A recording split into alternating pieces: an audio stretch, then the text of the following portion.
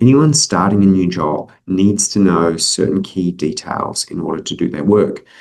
All registrars starting in new practice should expect a formal introduction to the practice. The orientation should introduce you to your supervisors and a little about the supervision process, which should include the times you'll meet together, how to contact your supervisor, and how to ask for help. You should expect to be introduced to the team, to the patient demographic, local referral pathways such as allied health specialists or the local public hospital, to ensure you can practice well.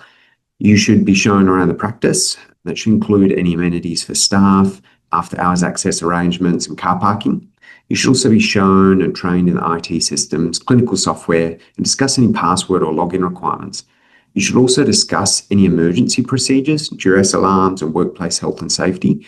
And that should include things like where the emergency trolley is stored, for instance. Under the NTCR, AGPT registrars must have an orientation, and they must be paid for that time. It's reasonable for non-AGPT registrars to also expect thorough orientation.